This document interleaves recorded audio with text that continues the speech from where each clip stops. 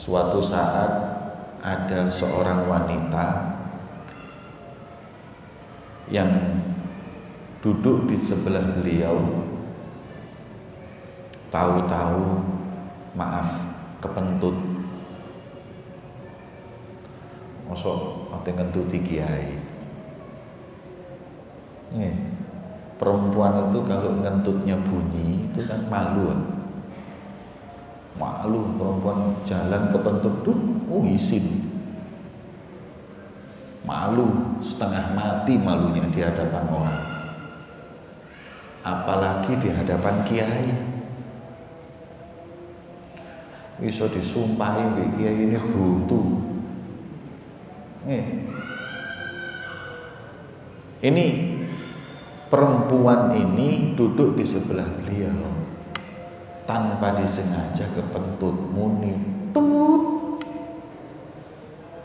pucet, malu, ngentutnya, takut di sebelah kiai ngentut.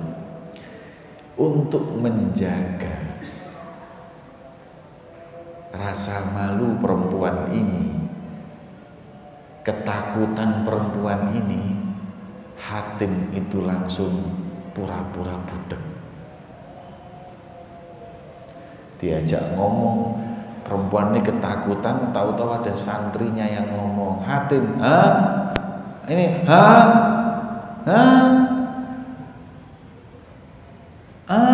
pura-pura nggak dengar. Langsung perempuan lega, alhamdulillah budek ya ini. Nih, coba gak lah kerumuntutku iki mau. Begitu perempuan ini pergi, Hatim normal lagi. Jenengan kok tadi budek sementara. Kesian perempuan ini malu tadi. Dikira saya dengar suara entutnya. Jadi dia ketakutan dan malu. Saya pura-pura tuli, tenang dia. Untung deh. Tuli tapi irung juga buntu deh. Ya. Tapi pura-pura nggak dengar, pura-pura nggak tahu, untuk jaga perasaan orang. Ya. Nah, kalau kita dintuti lah ngamuk, gak sopan nih. Untuk badek, marah. Tapi beliau enggak. Ini orang sudah ketakutan. Makanya akhirnya dipanggil dengan Hatim Al-Asom. Mempunyai banyak riwayat kenapa dipanggil Al-Asom, tapi diantaranya ini tadi sebabnya. Beliau berkata, man sorofa arba'an ila arba'in wajadal jannah. Barang siapa mengalihkan 4 perkara ini kepada 4 perkara yang lain, akan mendapati surga. Yang pertama kata beliau, man sorofa nauma ilal qabri. Barang siapa yang memalingkan tidur kepada kuburan. Intinya kita hidup bukan buat tidur. Tidur itu nanti di kuburan. Tanek, gak tangi-tangi sampai. Min marqadina, ketika dibangkitkan sangkakala bangkit manusia, min marqadina. Marqad di sini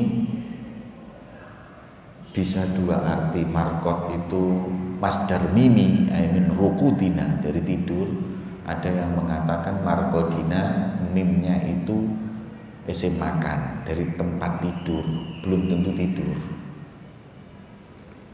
Ya. Jadi orang hidup di dunia ini jangan dibuat tidur. Kita diciptakan sama Allah bukan untuk tidur, tapi untuk ibadah. Tidur itu nanti di kuburan. Sak tuwuk-tuwukmu 100 tahun, 200 tahun, 300 tahun, monggo pokoke sampai kiamat ya.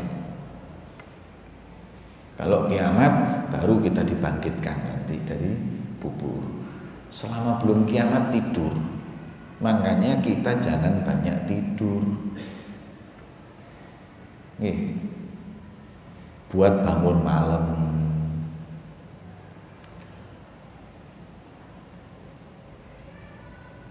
Sunnah tidur itu jam 7 sampai jam 12 siang.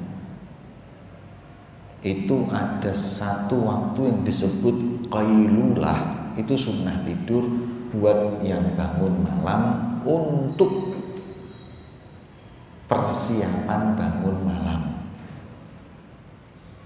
Seperti disunahkannya sahur buat orang yang puasa. Ada orang puasa sunnahnya sahur. Ono wong tangi jam loro mangan indomie. Ditakoni, "Lah kok sahur sunnah?" So, meneh poso gak? Edan gak? Dukun iki sahur kok gak poso. Kalau mau sahur itu puasa. Nah, begitu pula tidur di antara jam 7 sampai jam 12 itu sebelum zawal itu ada sunnah tidur namanya qailulah, disunnahkan bagi yang mau bangun malam. Jadi orang-orang dulu tuh tidurnya hadirin jam 9. Karena kan nggak ada TV, nggak ada lampu, jadi jam 9 itu bisa malam. Bangun jam 3.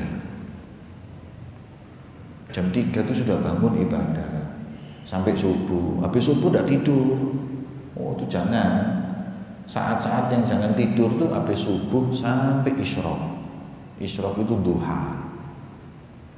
Itu jangan tidur. Setelah itu disunahkan tidur sebentar, setengah jam, 1 jam maksimal untuk persiapan bangun malam. Itu tidur yang manfaat ibadah sunnah. Maka itu Imam Al-Ghazali itu dalam Ihya-nya mengajarkan bagaimana kita itu mujahadah mengurangi tidur. Orang tidur normal itu 8 jam. Tapi emang 8 jam itu kalau sehari sudah sepertiga. Kalau umur kita 60 tahun, 20 tahun tidur kita. Jadi kalau kita dikasih Allah umur 60 itu 20 tahun tidur.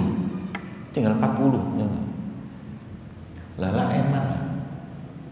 Nih, umur cuma 60 tidurnya 20 tahun. Durung delok TV nih. Durung main WA nih. Ya, delok TV ambek ngobrol iku wis 8 jam pisan mesti. Kerja berapa jam? 8 jam kerja. Kerja itu shift itu 8 jam. Berarti 8 jam tidur, 8 jam kerja. Berarti umur 60, 40 tahun kerja dan tidur. Pulang kerja, delok TV. Waduh wis. Kapan ngaji nih? Kapan ibadah? Durung ngrasani wong, durung kondangan nih. Habis umur 60 tahun ibadahnya paling 2 tahun. Yang 58 tahun kita buang-buang. Maka itu barang siapa yang memalingkan tidurnya ya, di kuburan, dia dapat surga. Maknanya tidur ini jangan banyak-banyak ya. Jangan kalah orang ahli dunia. Orang ahli dunia itu buat mereka tidur itu merugikan. Dipakai kerja, dipakai semuanya. Saya pernah baca di berita Instagram di Jepang itu waktunya kerja itu nggak ada yang tidur. Ya, waktu kerja itu nggak ada yang tidur, giat-giat orang sana. Sampai kalau di waktu kerja tidur itu nggak dibanguni, dipanggilkan dokter. Iki mesti loro. Jadi temennya tahu-tahu tidur, waduh iki loro. diambilkan obat atau dipanggilkan dokter medis. Kenapa? Waktu kerja tidur. Hebat wong Jepang. Tapi sayangnya buat dunia, coba kalau buat ibadah. Lah kalau kita kan ndak, ono sing turu isuk, tangine isuk maneh. Masya Allah. Wong Indonesia wayahe rapat turu. Wakil rakyat itu lho rapat turu. Lah di Jepang kerja tidur dianggap loro. Maka itu kita umat Islam itu lebih menghargai waktu dari mereka. Hanya saja kalau kita waktu itu untuk ibadah, tidur itu buang-buang waktu. Itu menurut ulama dan menurut tasawuf sufi itu tidur itu buang-buang waktu. Makanya mereka mujahadah mengurangi tidur. Mereka itu tidurnya itu maksimal sehari 4 jam. Dan itu sudah banyak buat mereka. Ya. Banyak. Tidurmu, kalau guru saya itu jam 12, jam 1 itu baru tidur malam. Jam 1 itu baru tidur. Jam 3 wis tangi. Qiyamul Lail di pondok itu tidak hadir. Nanti selesai ngimami ngajar, habis ngajar pulang nemuin tamu sampai jam 9, setengah 10 baru keilulah. Setengah 12 ngimami zuhur. Yes. Makanya nggak heran kalau kelihatan guru saya di majelis turun. Karena waktu tidurnya sangat sedikit. Maka itu jangan kita terbawa dengan omongan medis. Orang kalau mau sehat tidurnya 8 jam. Orang dulu tidurnya 4 jam umurnya 1 luwih. Kon turumu 10 jam 40 wis mate. Tak ada. Hanya mungkin kalau terlalu cepat nggak boleh. Jadi 8 jam dirubah langsung 4 jam. Nah, itu sakit nanti. Pelan-pelan. Ya. Intinya jangan buang waktu, tidur buang waktu, kurangi tidurmu. Kalaupun tidur niatkan ibadah agar tidurmu persiapan untuk menguatkan diri beribadah. Ini seperti itu. Itu yang pertama, nggih. Palingkan tidurmu ke kubur. Yang kedua, man sorofa al-fakhra ilal mizan. Sombongmu itu palingkan, bangga dan sombong pindah, jangan waktu di dunia tapi nanti di mizan.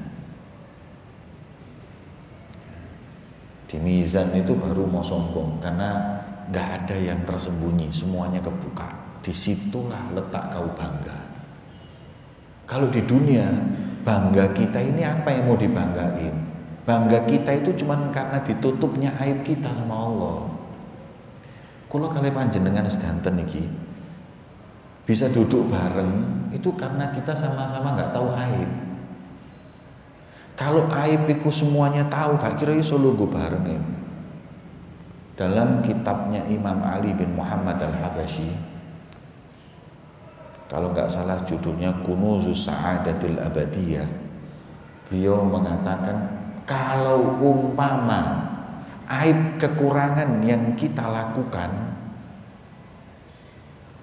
itu dirupakan bau yang nggak enak, niscaya tidak ada seorang pun yang bisa duduk bersama karena baunya setiap badan kita.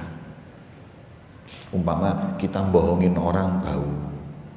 Umpama kita mandang yang haram, bau. Jadi setiap perbuatan yang kita ini melakukan orang nggak tahu itu dimunculkan berupa bau, wadek kabeh lho sak masjid iki. Umpamane sing ngomong. Karena adanya satar minallah, adanya ditutup, aib kita ini ditutup. Akhirnya kita lihat satu sama lain husnudzon, ya Allah iki masya Allah, ya iki masya Allah. Ini karena ditutup aib kita sama Allah. Makanya kalau ada orang berbuat baik, ada orang berlaku yang baik, ada orang dihargai orang, jangan bangga dulu. Karena ini semua karena semua murni kemurahan Allah dalam menutup aib dan kekurangan kita.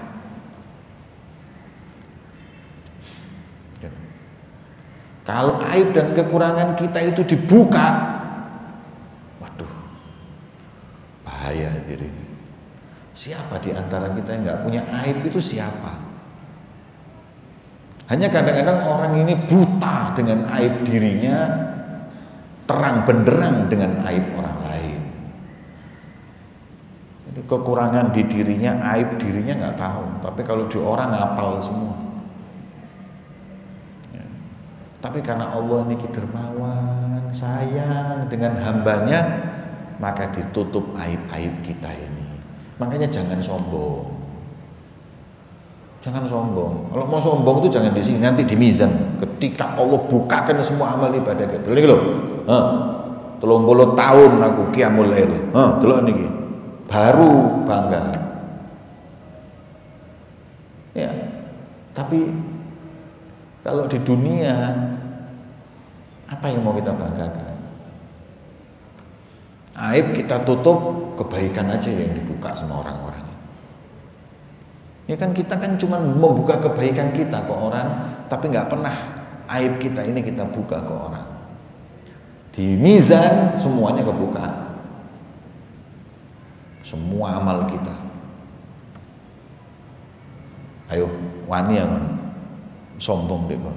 Ya sing berani ya para aulia, para nabi lan rasul.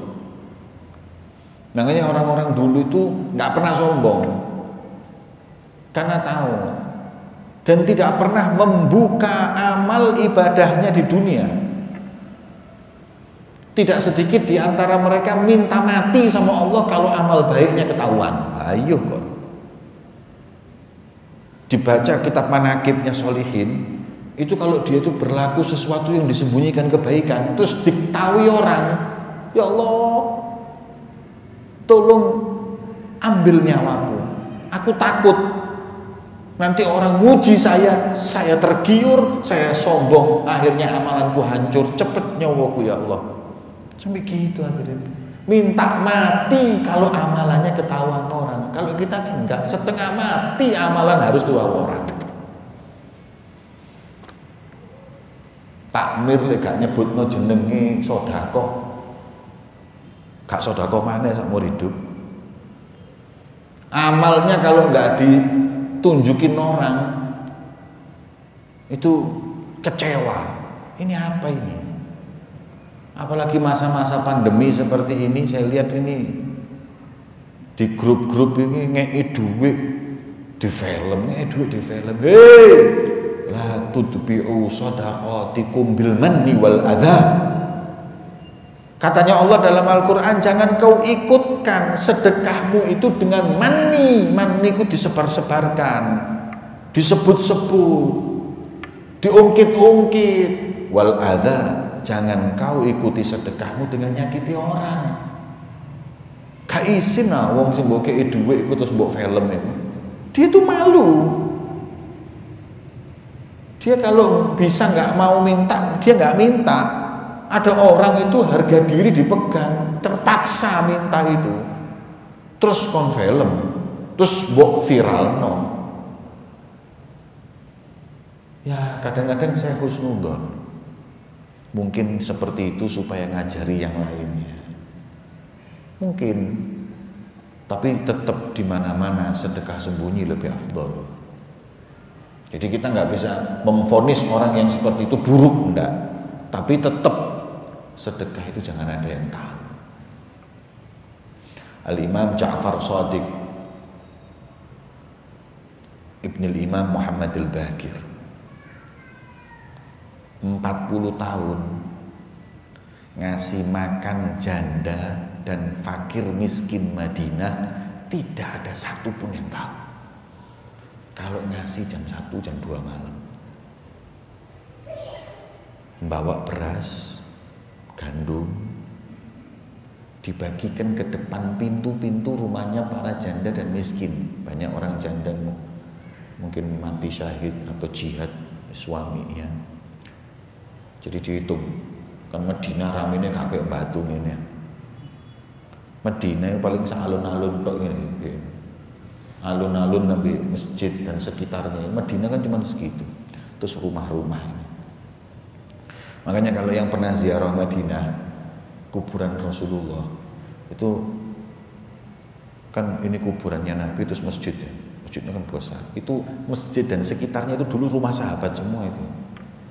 Jadi sampai pas sembahyang mungkin sampai di Umar bin Khattab, mungkin pas sholat di situ tuh rumahnya Sayyidina Abu Bakar, kan deket-deket semua. Ini masjidnya Rasulullah yang gede itu, ada tandanya. Jadi zaman Utsmaniyah itu kalau bangun tidak sekedar bangun. Kenapa Masjid Nabawi itu tiangnya itu ada kayak daunnya, tahu? Jadi kan tiangnya ini selain itu sama daun hijau. Daun hijau itu bukan sekedar hiasan, itu adalah tinggi masjid Rasulullah yang pertama.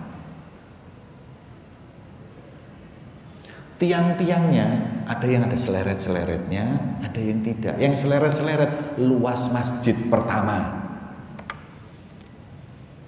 Jadi ada tanda-tandanya, bangunnya itu tidak sekedar bangun. Terus habis daun ada lagi satu. Itu renovasi pertama ditinggikan yang atap masjid di tahun Abbasiyah, di zamannya Abbasiyah. Sampai itu sekarang yang paling tinggi zaman Utsmaniyah. Jadi ada tanda-tandanya. Ya. Lah Madinah itu kan enggak besar gitu kan. Enggak satu kota kayak Batu ini. Paling cuman masjid, alun-alun ini sekitar itu aja Madinah itu. Terus itu rumah sahabat, ini rumah ini, lengkap di situ semua. Luar mazari', kebun-kebun kurmanya sahabat Kanjeng Nabi. Nah, kalau malam Sayyidina Ja'far itu bawa bungkusan gandum atau beras itu, dibungkusin gitu berapa biji, 20-30 biji, ke rumah para orang-orang miskin. Jadi nanti jam 1:30-2 malam ditaruh di depannya, tutupan kayak ninja. 40 tahun tidak ada yang tahu. Yang tahu cuma satu, budaknya. 40 tahun hadirin. Ngasih makan orang 40 tahun nggak ada yang tahu.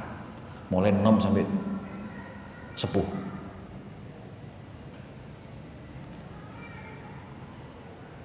Terpaksa budaknya membuka ketika dimandikan.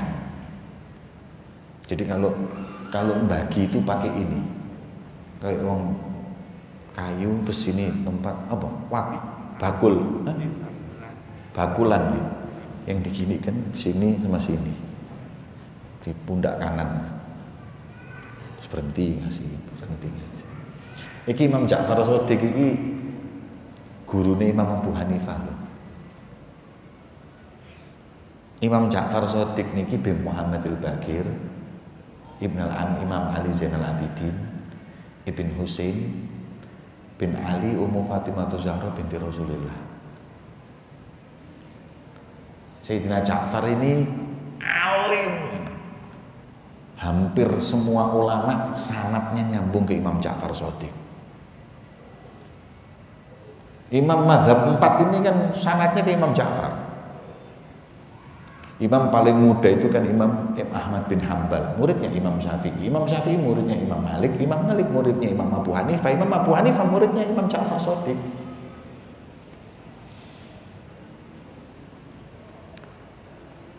Pas meninggal dunia, beliau dimandikan jenazahnya. Kaget yang mandiin jenazah. Pundaknya yang sebelah kanan ini hitam hadirin. Hitamnya hitam ngapal. Kenapa ini Imam Ja'far? Budaknya sudah diwanti-wanti untuk gak boleh cerita, makanya gak cerita. Tapi ketika sudah meninggal kan amal, kalau sudah meninggal suruh orang tahu gak masalah. Baru beliau ngomong, nggih, beliau ini 40 tahun mulai zaman muda sampai meninggal ini tiap malam membagikan beras ke semua janda dan fakir miskin yang ada di kota Madinah. Sepeninggal beliau, baru yang namanya para janda dan fakir miskin tahu harga beras dan tahu harga gandum. Sebelumnya nggak ada yang tahu. Nggak ada yang tahu. Satu hari meninggal beliau, 2 hari setelah meninggal beliau, 3 hari teriak fakir miskin dan para janda berkata, ya Allah, petaka kota Madinah, musibah kota Madinah. Loh kenapa? Malaikat sudah nggak lagi masuk kota Madinah semenjak 3 hari ini. Kenapa? Dulu puluhan tahun saya nggak pernah makan, nggak pernah beli beras, nggak pernah beli gandum. Tiap subuh buka pintu, gandum siap. Puluhan tahun seperti itu. Sekarang sudah 3 hari saya buka pintu subuh nggak ada gandum dan beras lagi. Berarti malaikat nggak masuk lagi kota Madinah. Jadi para janda dan fakir miskin itu menyangka bahwa yang ngasih itu malaikat, bukan Imam Ja'far. Lah saiki ngek beras ya lo foto selfie ngono ae.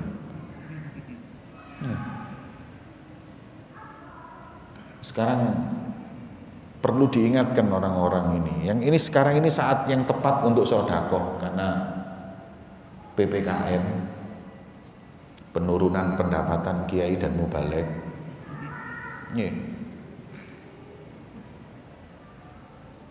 Iki wis gak ono undangan blas, biyen niku sik eling aku, gak ono undangan niku lek bulan Safar. Bulan Safar niku jarine bulan musibah. Musibah apa nih bulan Safar kok musibah? Ndak ada bulan musibah. La Safar wala adwa wala hamah kata Rasulullah. Gak boleh percaya Safar bulan petaka. Terus kemudian hamah dan lain-lain. Napa niku? Klenik-klenik gak oleh percaya. Gak oleh percaya omah iki lek kene gak ngercekeni madhep rono, madhep rene. Kita gak boleh percaya seperti itu kata Rasulullah. Orang-orang dulu kalau mau nikahkan anak bulan Safar itu gak berani. Bulan Safar ngerapikno anak. Dan saya lihat orang Jawa masih juga ketakutan bulan Safar ini. Mana ada orang nikahan Safar ini pergi kabeh.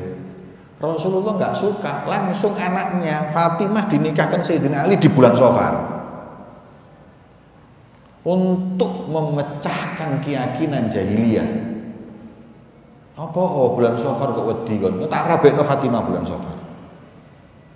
Wis diobati, nggak ada lagi Safar. Tapi mesti takut mbek Safar iki. Lapo-lapo Safar iki keweden kabeh. Safar tidak ada musibah, tidak ada petaka. Justru petaka musibah ge kiai bulan Safar gono undangan belas. Wis Safar ditambahi PPKM. Blaen kon. Bulan ngarep bulan Maulid. Iki bulan Maulid lek PPKM tak jamin kiai demo. Nggih. Wis gak ono Maulid ya atas tahun Safar terus ae. Nggih. Kemudian ini lihat Imam Ja'far ini. Di kala masih hidupnya, budaknya ini nggak tega lihat orang alim tapi nggawa bakul jam 1 bengi bagi dewi. Nggak tega. Sampai di suatu malam kata budaknya seperti ini, wahai imam, tunjukkan rumah mana yang perlu diberi, saya yang gotong. Kak pantes wong ke sampeyan iki gotong beras gandum, biar saya yang gotong, sampeyan tunjukkan. Apa krek?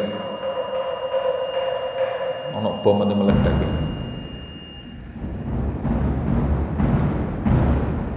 Kata beliau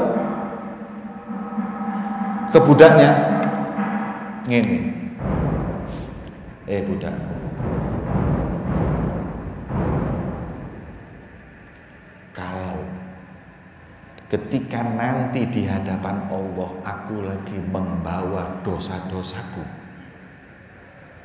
lagi membawa kesalahanku di pundakku, apa kau berani di hadapan Allah? Ya Allah, Imam Ja'far gak pantes beto dosa-dosane, cek aku sing gawakno di hadapan Allah nanti. Berani kau ngomong gitu? Gak usah, cek dosamu aku sing nanggung, kon ngadepe Gusti Allah. Berani gitu nanti di hadapan Allah? Jawaban budaknya, lo ya gak wani. Ya gak berani saya. Kalau gak berani, duduk manis biar saya yang bawa sendiri. Sekelas beliau yang ahli ibadah gak berani nanggung dosa orang lain, lagi mikir dosanya sendiri. Aku sing bingung mbek wong batu. Ono sing wani lho nanggung dosa. Kok uti aku sing nanggung dosane. Hei, ngoco kon. Kon durung tentu selamat. Kok ate nanggung wong. Imam Ja'far aja gak berani. Kurang apa ini? Ilmunya, ibadahnya, wis kelasnya bukan kelas orang biasa, super istimewa sudah. Makanya jangan sombong. Sombong itu kalau berani nanti di akhirat. Warrahah ila sirat, barang siapa yang memindah ketenangan, apa? Rohah itu ketenangan, refreshing, istirahat. Ya, istirahat. Palingkan istirahat, jangan di dunia istirahat. Istirahat di dunia ini tempatnya ibadah. Dunia darut ta'ab. Dunia ini rumah kita kerja, bukan rumah kita istirahat. Istirahat itu nanti di sirat. Sirat. Sirat itu jisrun mamdud fi matni jahannam.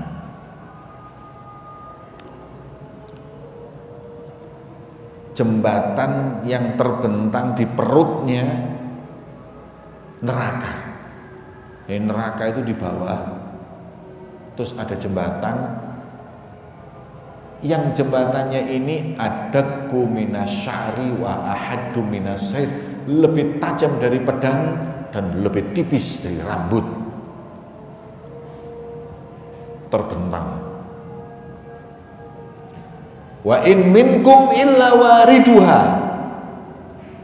dan tidak ada seorang pun yang di muka bumi ini hidup, setiap makhluk manusia pasti akan melewati jembatan itu.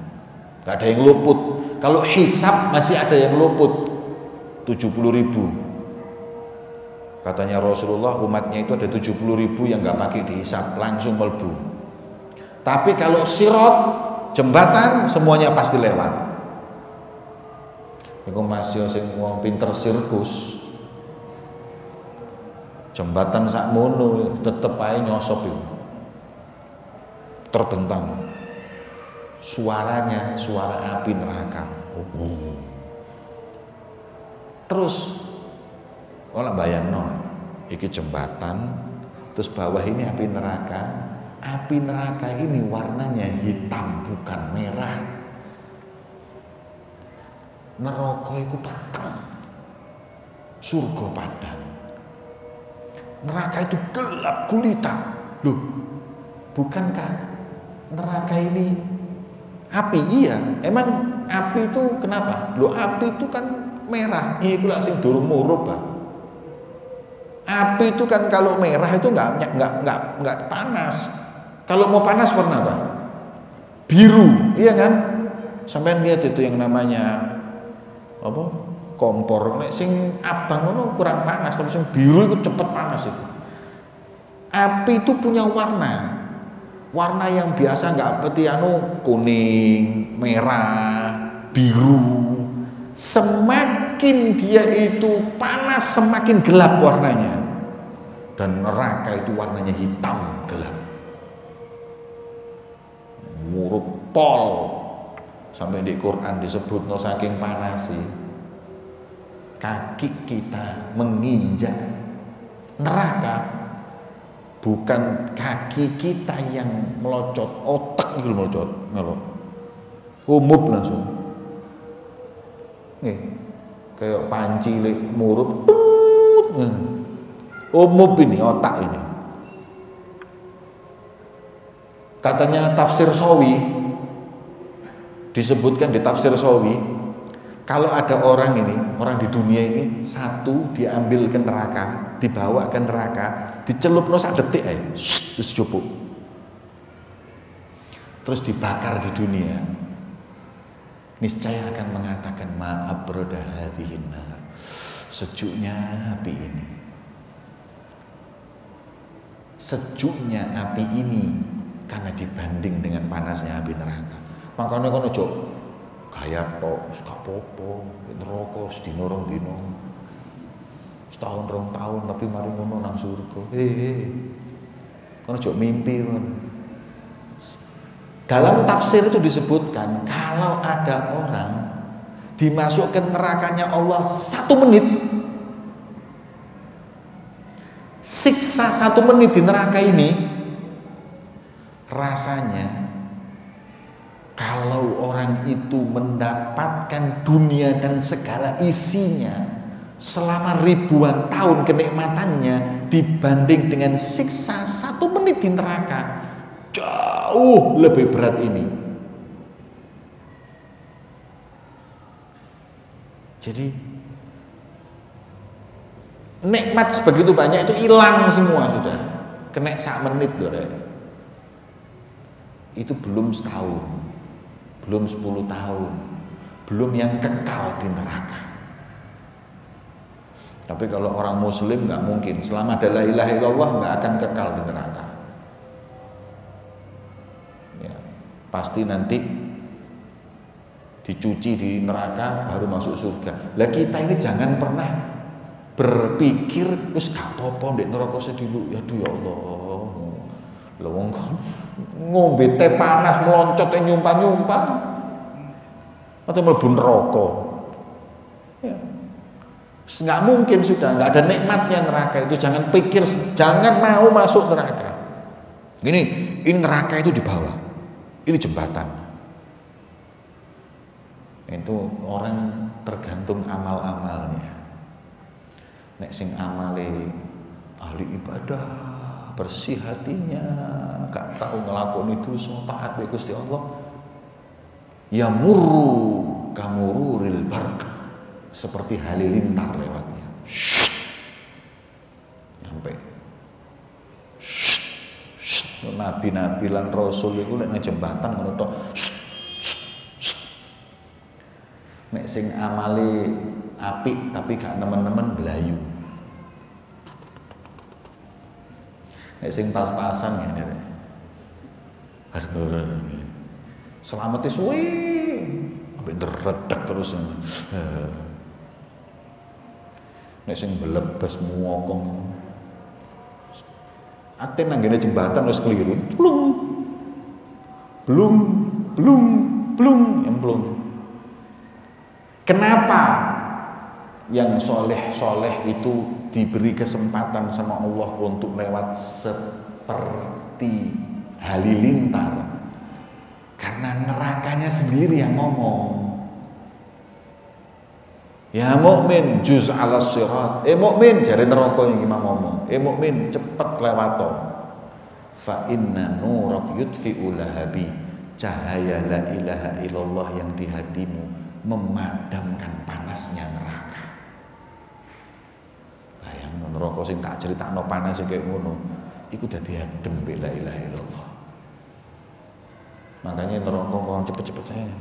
Orang muslim cepet la ilaha illallah cepet. Nah, kalau sudah lewat sirat itu baru rohah. Jadi kita semua ini jangan ada yang merasa tenang. Ketenangan itu kalau sudah lewat sirat, itu baru tenang urip. Kata Ibnu Jauzi, tidak ada lantajidar rohah, kau nggak mendapatkan ketenangan batin, kenikmatan illa kecuali kalau sudah kau langkahkan kakimu di surga, wes baru tenang. Sebelum itu belum ada kenikmatan, mikiri terus dikubur di barzakh, sik mikiri apa iki urip iki, surga apa neraka, surga apa neraka. Begitu selesai sirat baru tenang, rohah di situ. Ada ya. Kemudian yang terakhir sorofa syahwah ilal jannah. Kita semuanya punya syahwat, kita semuanya punya keinginan. Barang siapa yang memalingkan syahwat di dunia ditahan, engkau syahwat itu ndengene swarga, nikmat surga. Kalau di dunia syahwat itu ditahan. Ya. Kalau diumbar syahwatnya di dunia, gak oleh engko di neraka. Di surga sudah kadung diumbar di dunia. Syahwat ini letaknya bukan di sini nanti. Cok watir kok kayak bidadari wayu-wayu. Bidadari ku wayu. Katanya ada hadis, terus ada juga perkataan Imam Syafi'i, lau tafalat fil bahri wal bahru malihu la asbaha min riqiha adzaba. Saking ayune bidadari, saking indahnya bidadari, itu kalau satu diturunkan sama Allah nggak usah matahari, padang dunia. Lautan yang asin diidoni bidadari, asinnya hilang jadi tawar. Bayangno, abape koyo ngono. Artis Mas yo ayune koyo apa, tangi turu kok ngabab. Spertus. Nah, syahwatmu jangan diumbar di dunia. Tempat ngumbar syahwat itu nanti di surga. Pindah syahwatmu di dunia aja sih. Surga. Wa hurul ain wa kawaiba atroba. Bayangno, bidadari ini tidak ada yang janda, perawan tok. Setelah dikumpuli perawan maneh. Seneng tak ceritanya bidadari. Terus yang perempuan ada bidadara enggak ya? Ahli tafsir mengatakan yang hanya digiur bidadari itu laki-laki. Perempuan tidak digiur bidadari karena menjaga rasa malu perempuan. Wong lanang mbek wong wedok itu beda. Saya punya anak laki, saya punya anak perempuan.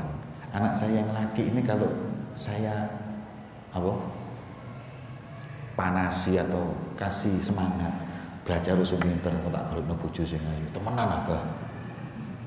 Ayo langsung wong lanang iku dikeki tak golekno bojo sing ayu. Iya, Pak. Anak perempuan saya gituin. Kan belajar harus pinter, kok tak digolekno bojo sing ganteng. Baik apa sing malu dia. Iya apa ndak? Iku wong wedok sing kena. Kecuali sing gatel. Perempuan itu dijaga, rasa malunya itu dijaga sama Allah. Bayangkan. Sampai bidadari kayak seakan-akan dikhususkan laki-laki. Perempuan nggak mau kesian, punya perasaan malu mereka. Sampai sebegitunya. Nah ini syahwat jangan diumbar di dunia. Mau di surga, wus sak wong 70. Kon sing gak iso rabi maneh nek dunya sing sabar. 70 kon sampai lemes kon. Nih. 70 cantik-cantik yang tidak ada duanya. Enggak pernah Anda melihat secantik itu wanita. Ya, tapi ulama mengatakan istrimu di dunia yang solehah ini lebih cantik dari bidadari. Seneng ibu-ibu ini. Ibu, sampean ngasih gak pati ayu, Bu. Tapi lewis mlebu surga bidadari kalah ayu. Makanya suaminya pilih istrinya, ndak milih bidadari, tapi plus ditambah bidadari. Sampeane nggih ngoten, ganteng-ganteng, masa ndek kene pas-pasan kok ndek kono ganteng-ganteng terus gak usah nang salon. Nggih diababi bidadari maneh ora putih raimu. Hadirin yang dimuliakan oleh Allah, inilah perkataan Sayyidina Hatim Al-Asham, semoga menambah semangat kita untuk ibadah. Amin Allahumma amin. Wa sallallahu ala sayyidina Muhammadin wa ala alihi wasallam walhamdulillahi rabbil alamin. Sirril Fatihah.